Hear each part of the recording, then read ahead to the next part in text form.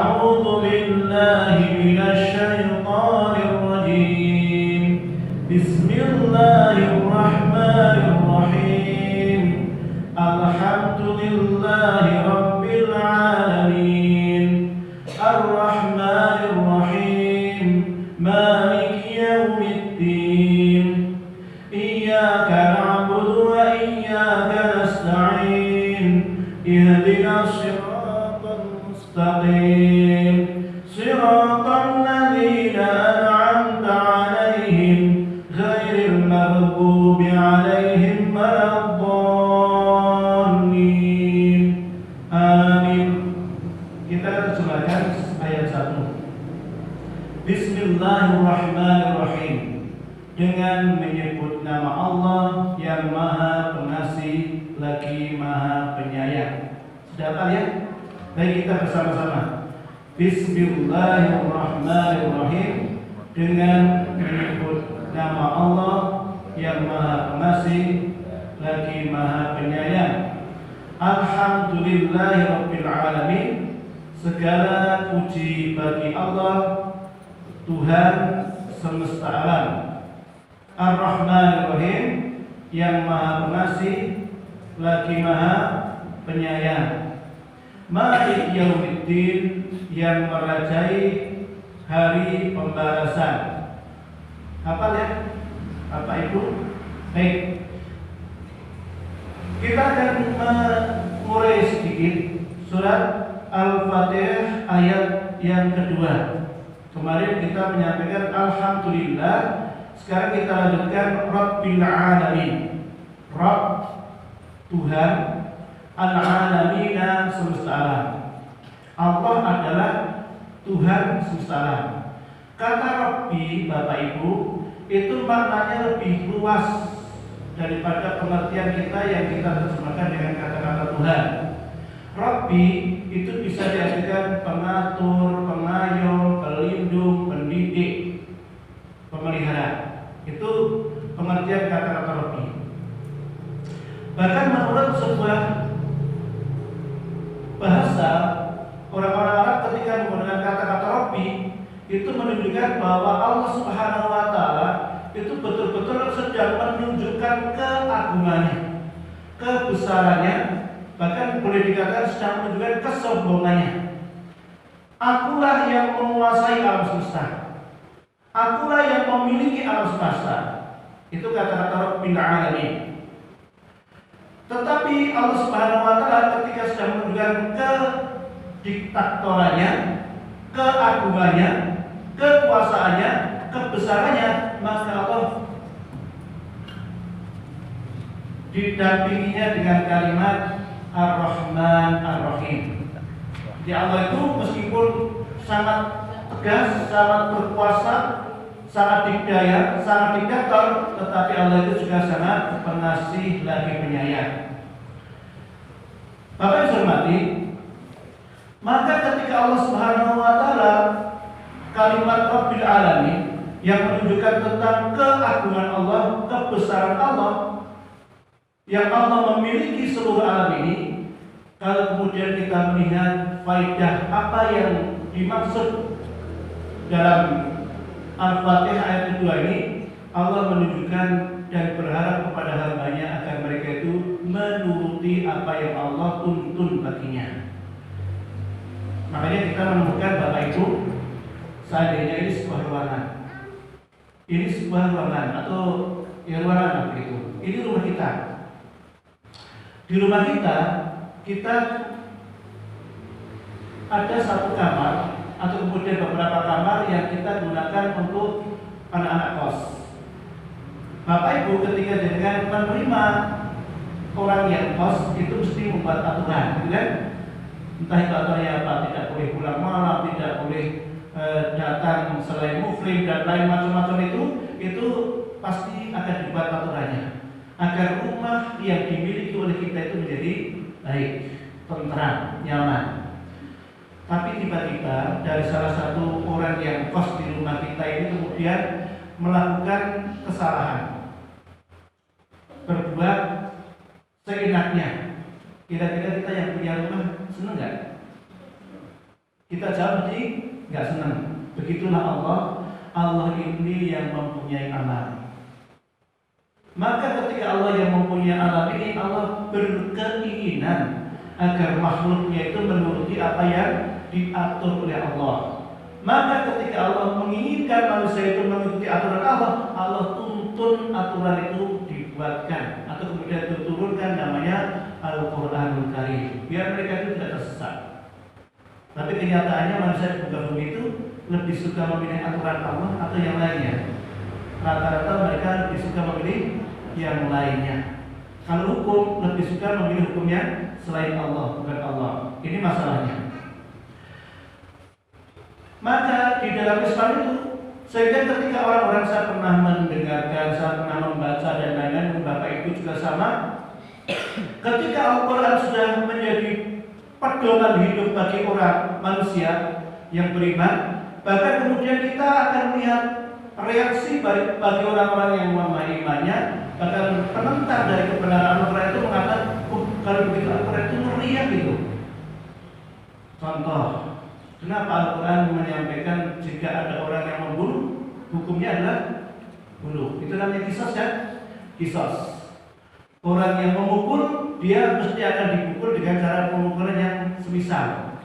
Jadi kalau orang itu memukul orang sampai seandainya giginya tanggal, maka dia akan dipukul dengan pemukulan yang sama sampai giginya tanggal. Satu ya satu. Itu kan kayak ngeri, tapi itulah aturan Allah.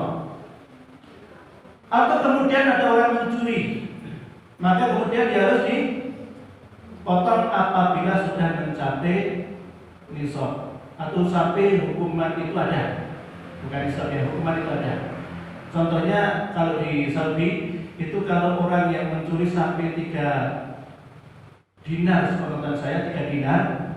1 dinar itu saya lihat internet itu antara 50.000.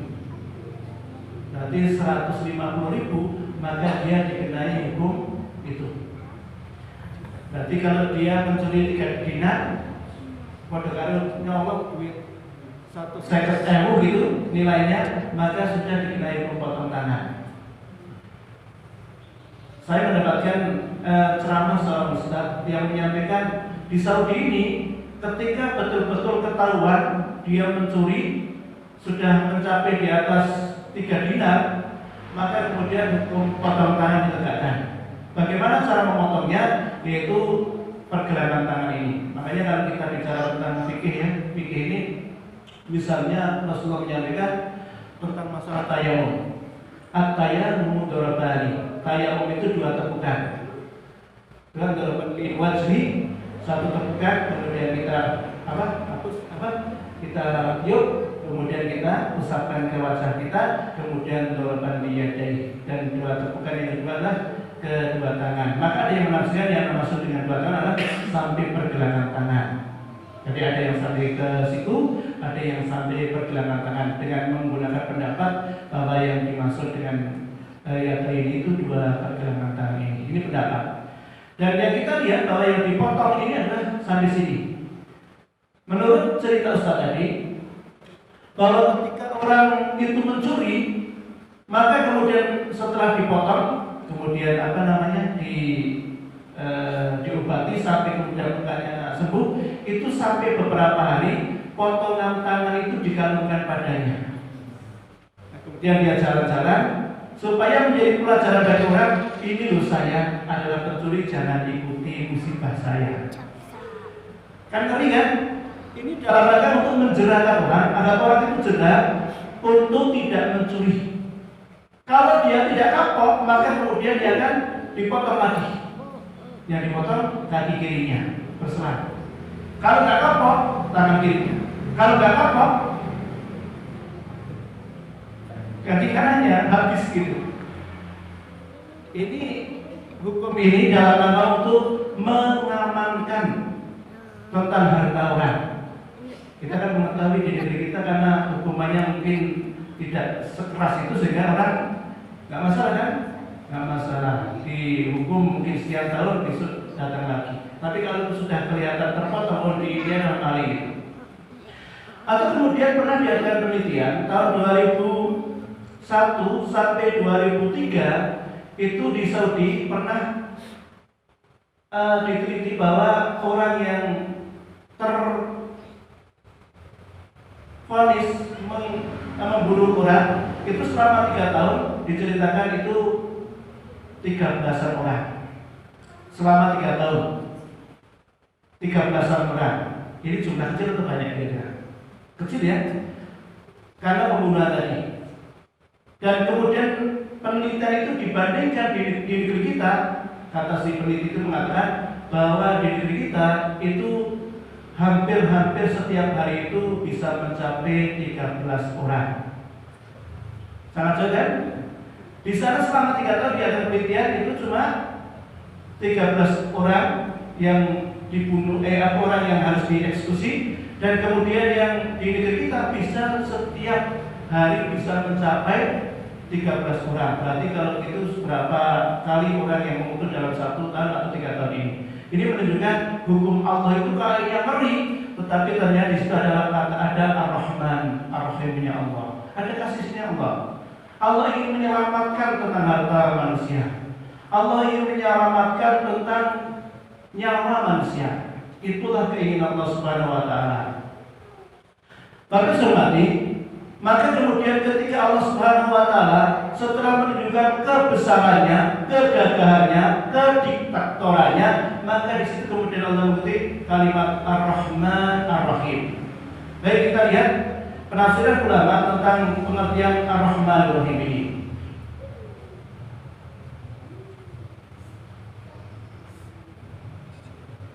Ini kata-kata yang saya tulis. Pengertian Ar-Rahman menurut Al-Arzami, seorang ulama, mengartikan Ar-Rahman artinya yang maha pengasih terhadap seluruh makhluknya, sedangkan Ar-Rahim artinya yang maha pengasih terhadap kaum mukminin. Jadi Ar-Rahman itu lebih luas daripada kata Ar-Rahim. Ibnu Qasim, Ar-Rahman adalah sifat baginya, sedangkan nama Ar-Rahim mengandung perbuatannya, yakni menunjukkan bahwa Dia Allah memberi kasih sayang kepada makhluknya dengan rahmatnya. Ini contohnya sebenarnya kita tuliskan di sini. Ada orang yang namanya Rahman, tapi anaknya kesusu, gitu kan? Berarti dia tidak punya Ar-Rahim. Ada nggak? Jenengane Pak Rahman, ini anaknya ngamuk-ngamuk, berarti dia tidak ada Ar-Rahimnya, itu nggak ada.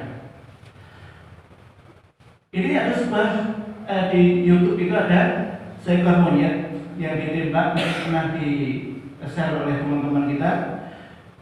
Itu dia ditembak, maka setelah ditembak dia membopong anaknya itu dan menyusuinya sampai kemudian si monyet induknya itu mati. Itu menunjukkan si monyet itu punya rahim. Makanya kita menemukan di dalam Al-Quran banyak yang Allah menyandingkan atau kemudian sifat ini disandingkan bukan kata Rahmannya tapi Rahimnya. Misalnya tentang Rasulullah Raufur Rahim, gitu kan? Kata-kata Rasulullah di Allah Subhanahu wa taala dalam surat Taubah yang terakhir itu, ayat sebelum kalimat ayat terakhir itu, kata-kata laqad kanat, gitu kan? Laqad Rasulullah itu ada kata-kata Raufur Rahim. Jadi di situ menunjukkan bahwa kalau Rahman itu adalah menunjukkan sifatnya, sedangkan Rahimnya adalah pelaksananya, pembuktiannya. Ini menurut pendapat yang disampaikan dalam hari ini seperti Ibnu Qasim Al-Jauziyah. Jadi kalau kita mengatakan kayaknya antara Ar-Rahman Ar-Rahim ini ada pertalian, dan memang ada pertalian karena Ar-Rahman Ar-Rahim itu tulisannya sama, ya, hampir sama sekali. Oleh karena itu, pada Bapak Ibu hormati, makanya ketika Allah Subhanahu wa taala di dalam hadisnya mengatakan sesungguhnya Allah Subhanahu wa taala itu memiliki rahman, memiliki rahmat yang banyaknya 100 rahmat. Maka kemudian Allah Subhanahu wa taala rahmat ini Allah berikan kepada makhluk di dunia, makhluk bukan hanya manusia, makhluk di dunia itu satu rahmat, sedangkan yang 99 plus 1 yang diberikan di dunia Allah bisa berikan kontan kepada orang-orang yang beriman di surganya. Dan dalam hadisnya dikatakan sesungguhnya satu rahmat ini cukup diberikan seluruh makhluknya, sehingga seekor unta menyusui di malam hari tidak menginjakkan anaknya. Ini bagian daripada satu rahmat dari Allah Subhanahu wa taala. Itu yang diberikan oleh Rasulullah dalam sebuah hadisnya. Bapak Ibu hormati, maka ketika Allah Subhanahu wa taala berbicara atau berfirman Alhamdulillahirabbil alamin Ar-Rahmanir Rahim, maka kita bisa melihat dari firman Allah tersebut bahwa menunjukkan ketika Allah Subhanahu wa taala menggabungkan kalimat bahwa Allah itu yang Maha terpuji ini, Dialah Allah Subhanahu wa taala yang menguasai alam semesta, tetapi dalam penguasaan dengan penuh kasih sayang ini, maka mestinya seorang orang manusia itu mereka menyembah kepada Allah Subhanahu wa taala. Mereka taat kepada Allah Subhanahu wa taala. Sehingga ada sebuah ungkapan yang sangat menarik ini yang disampaikan oleh seorang ulama. Dia menyampaikan kalimat begini. Ini kalimat itu sangat menarik sekali. Tastari'u fit thairati wa la ta'rifu qaidaha. Kau merasa tenang dalam pesawat padahal kau tidak kenal siapa pilotnya. Tastari'u fis safinati wa la ta'rifu qubtanaha. Dan engkau merasa tenang di kapal padahal engkau tidak kenal siapa nahkodanya. Afala tastari'u fi hayatika wa anta ta'lamu anna Allah mudabbiruha. Tapi kenapa engkau tidak merasa tenang dalam hidupmu sedangkan engkau tahu bahwa Allah mengatur alam semesta. Jadi kita seperti itu ya. Kalau ini coba kita analogikan dengan kita misalnya Bapak Ibu naik pesawat itu, naik pesawat ketika landing ya, naik kan, sudah naik pesawat belum? Besok naik pesawat bareng gitu. SDIT libur karena seluruh ustaz-ustaznya dan murid-muridnya umroh gitu. Ketika naik pesawat kan biasa ada pemberitahuan ya nanti tolong seluruh penumpang untuk mengenakan sabuk pengaman. Kita ketika diberitakan itu kita lakukan nggak? Wah nggak apa-apa, saya nggak pakai sabuk, nggak mungkin lah. Itu kita. Atau kemudian sekarang dipersilakan untuk melepaskan sabuknya karena sudah di zona yang aman. Gitu. Ketika landing itu kan seperti seperti bis ya, bis itu dana itu insya Allah yang belum pernah pesawat nanti mesti akan menjadi kalau tidak nahan hatinya. Nah itu nanti setelah berada di zona yang aman nanti dia sudah bisa melepas. Terus setelah itu kemudian ketika naik lagi mungkin bisa ada pengumuman tolong untuk dipakai lagi sabuk pengamannya karena jalannya tidak normal, jalannya bergerak gitu. Nah maka kemudian dinaikkan lagi untuk di atas awan itu. Saya percaya kita kata. Kenapa kita percaya dengan pramugari maupun pilotnya? Ini menunjukkan pelajaran bagi kita semuanya bahwa kita itu punya Allah. Maka kenapa manusia ketika hidup mereka tidak merasa tenang, tidak merasa nyaman, padahal Allah Subhanahu wa taala adalah zat yang mengatur alam semesta. Ini yang disampaikan Al-Hikmah. Bapak Ibu hormati, kita lihat bagaimana pengertian kalimat tentang Ar-Rahman Ar-Rahim ini. Bisa lihat di dalam hadis Rasulullah SAW yang menyampaikan tentang Ar-Rahim itu. Salah satu contohnya, Anta arham bika man asya'u min ibadi. Engkau adalah rahmatku. Ini Allah berbicara tentang surga. Yang denganmu aku merahmati siapa yang ku kehendaki dari hamba-hambaku.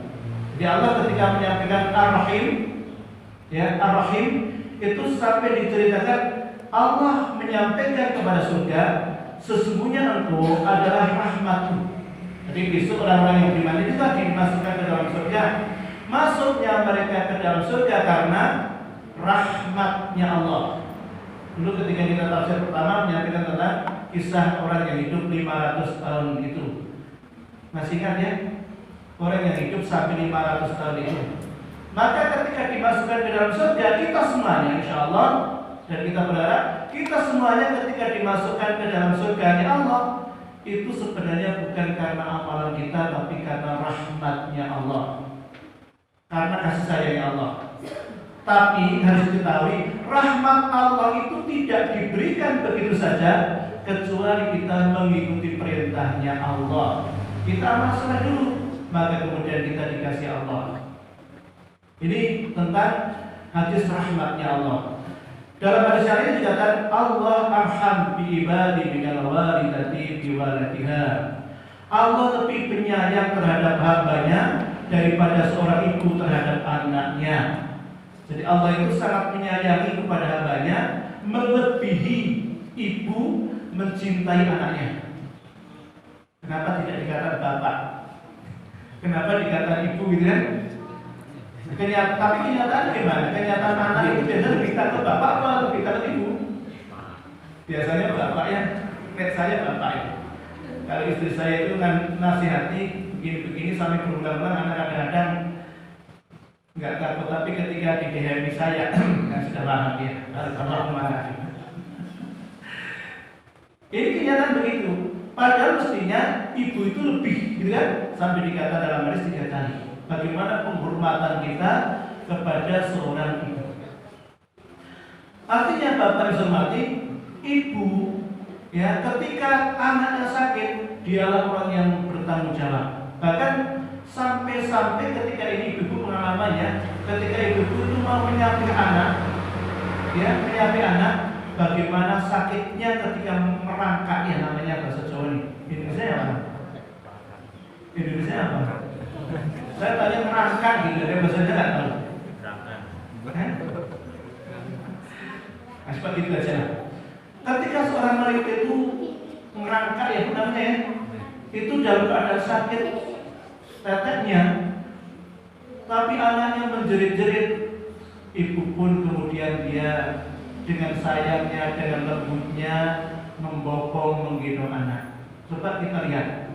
Atau kemudian seorang bapak atau ibu sama naik motor gitu ya, kemudian jatuh ketika sedang gendong anaknya, bopong anaknya, atau kemudian boncengkan anaknya gitu. Maka ketika jatuh yang paling dikhawatirkan siapa? Anaknya bukan kita. Itu dalam hadisnya dikatakan Allah itu lebih daripada itu. Sayangnya Allah itu kepada hambanya lebih daripada itu. Makanya ketika Rasulullah SAW menyampaikan tentang orang yang bertobat kepada Allah, orang yang bertobat dari sebuah kesalahan, itu sampai-sampai Allah Subhanahu Wa Taala kepada hambanya itu memberi hal yang sangat berbeda ketika kita membayangkan pada umumnya manusia. Karena dalam hadis diceritakan seorang hamba, ya seorang manusia yang dia itu mengendarai seekor unta dengan penuh muatannya penuh, kemudian unta itu dia tambatkan, dia berhenti di sebuah tempat, kemudian dia kelelahan dan terantuk, bahkan kemudian dia sampai tertidur, tiba-tiba kemudian dia bangun. Seorang hamba itu dia bangun. Setelah bangun kemudian dia kehilangan unta dan perbekalannya di tengah padang pasir. Maka dia kemudian kebingungan ya, di mana untaku, di mana perbekalanku. Dia mencari kemana-mana nggak ketemu. Nah kita bayangkan kita motor kita ya sudah kita taruh, kita kunci setan, kemudian tiba-tiba motor kita itu hilang, bukan karena dicuri orang, tapi kemudian ada orang yang baikkan agar motor kita itu di tempat yang teduh. Kita kabar nggak? Maknya gitu kan, kemudian kita cari-cari kemana, kita sudah kebingungan gitu. Ternyata motor kita sudah berada di tempat yang teduh. Kita di mana? Alhamdulillahirabbil alamin gitu kan? Alhamdulillahirabbil alamin, motor saya masih utuh. Ini dalam hadis diceritakan ketika orang yang tadi kehilangan ontanya dan ontanya penuh perbekalan tadi, tiba-tiba yang sudah dia cari kemana-mana gak ketemu, tiba-tiba kemudian onta itu datang dengan penuh isinya, muatannya tanpa kurang sedikit pun. maka dia sambil mengucapkan, "Ya Allah, Engkau itu adalah hamba-Mu dan aku adalah Tuhan-Mu." Bisa dipahami kan? Ya Allah, Engkau adalah hamba-Mu dan aku adalah Tuhan-Mu. Ini dikatakan Allah itu lebih senang ketika hamba itu mengucapkan itu karena dia kesedot. Dia mengucapkan itu yang mestinya dia mengatakan, "Ya Allah, Engkau adalah Tuhanku dan aku adalah hamba-Mu." Karena sangat senangnya sampai kemudian dia lupa, itu Allah lebih senang ketika hambanya itu kembali kepada Allah Subhanahu Wa Taala. Ini menunjukkan betapa rahman rahimnya Allah kepada hambanya. Maka kemudian para bapak garis hormati, ketika kita sedang sholat, maka pada waktu sholat ini kita sedang dialog dengan Allah Subhanahu Wa Taala. Maka kemudian kita kenapa berharap dalam surat Al-Fatihah itu agak panjang? Coba kita bayangkan.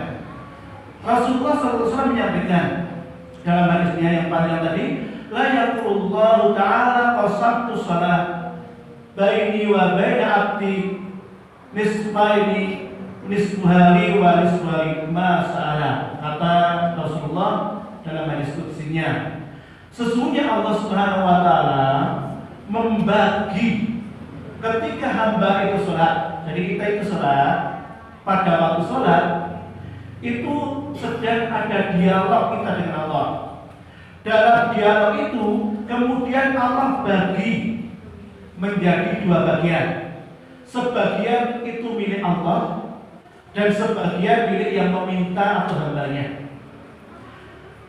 Idza qala al-abdu, apabila hamba itu membaca alhamdulillahi rabbil alamin, pada waktu kita baca kalimat ini dalam sholat, segala puji bagi Allah Rabb semesta alam, maka kemudian Allah menjawab, hamadani abdi, hambaku sedang memuji aku. Bayangkan nggak Bapak Ibu? Jadi kan pada waktu sholat, Bismillahirrahmanirrahim. Satu dinar tadi berapa? 50.000, berarti dia punya utang 100.000 gitu. Kata Rasulullah, siapa yang berani nanggung hutang dia 100.000? Maka kemudian Ali bin Abi Thalib mengaku, saya ya Rasul yang akan menanggung. Ali itu bukan saudaranya, tapi sesama muslim, dia berani nanggung sahabatnya yang hutang. Dia kan berani kan?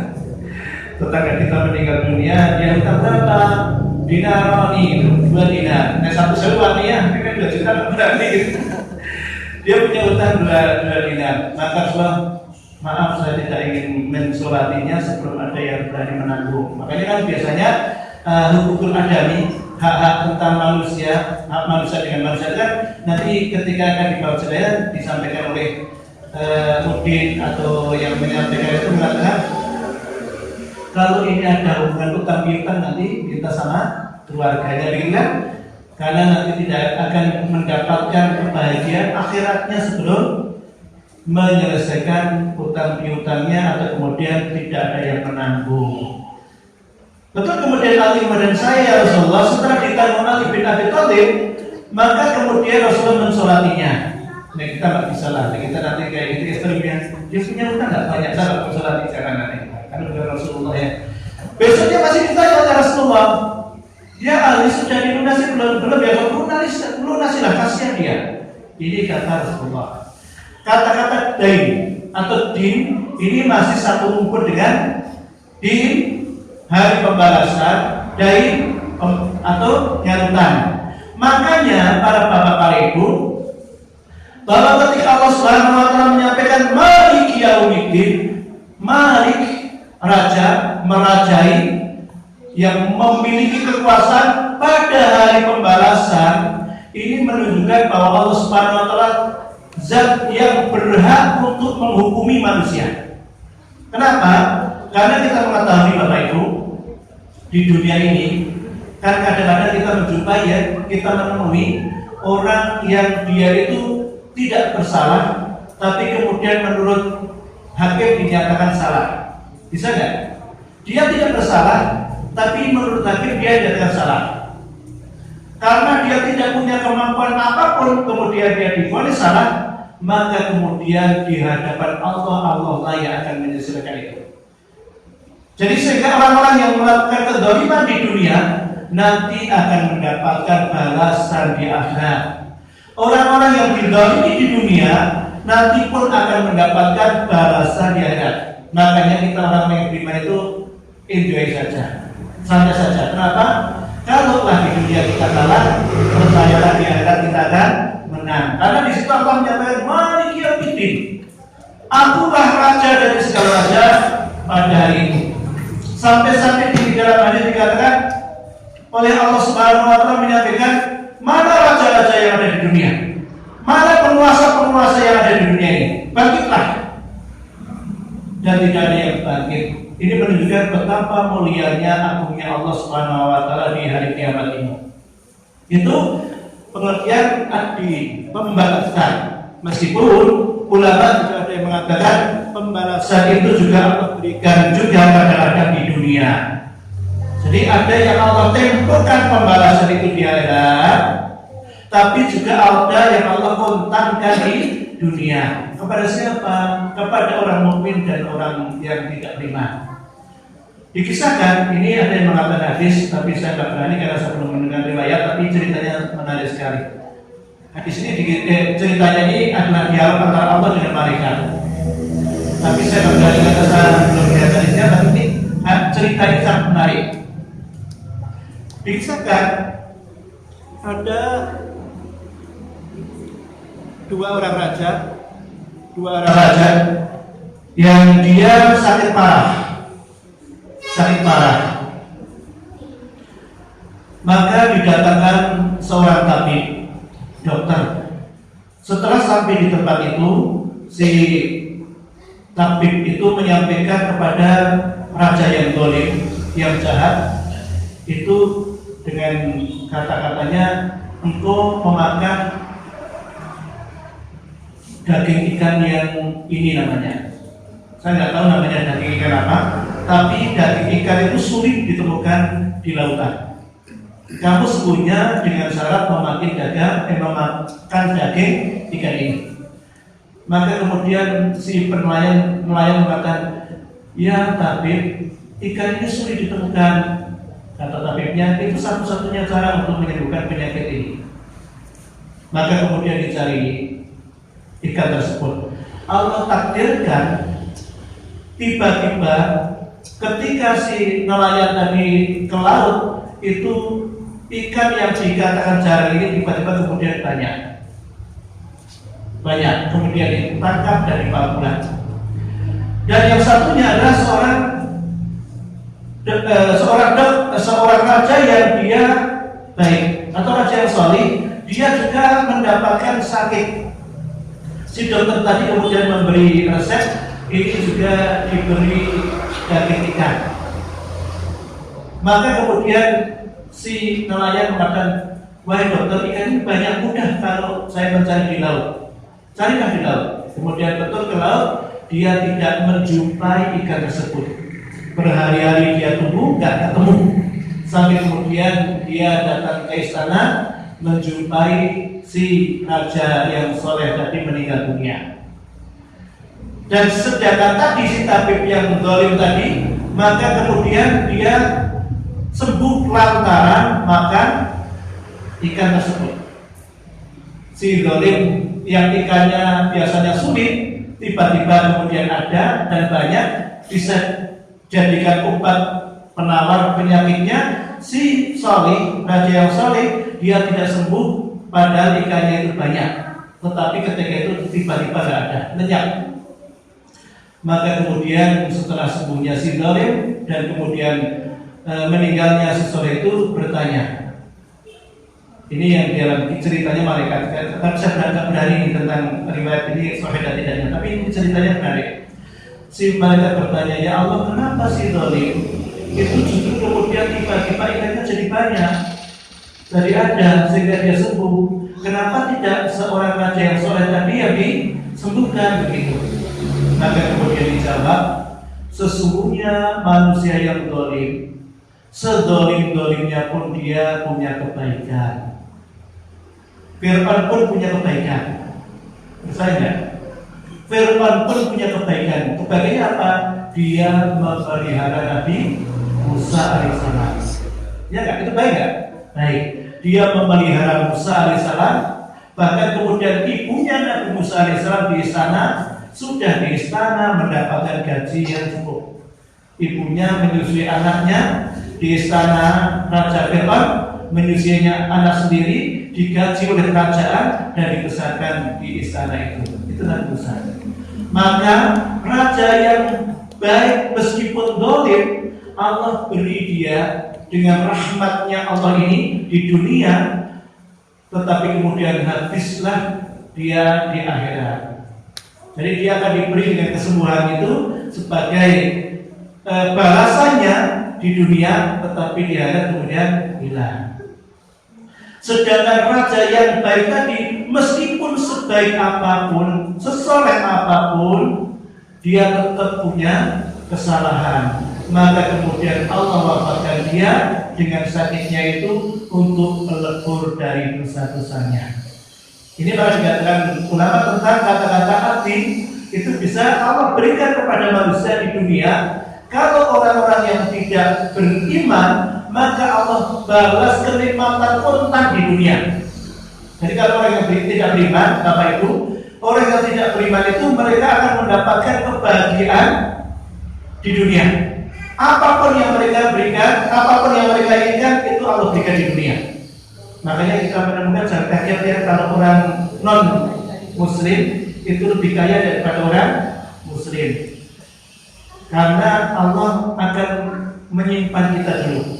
Jadi kan umpama kita itu semuanya diberikan di dunia kontan semuanya, mungkin kita sama Allah bisa lupa apa itu. Betul nggak? Usaha kita lancar, kok nggak berangkat pengajian, maaf sibuk sekali. Betul kan? Saya punya tetangga guru ngajinya sangat sibuk sekali, ketika sukses usahanya alasannya ada saja. Artinya kalau kemudian Allah berikan kontak rezeki di hadapan kita, mungkin kita dengan Allah akan jawab. Makanya kemudian Allah itu kadang bagi kita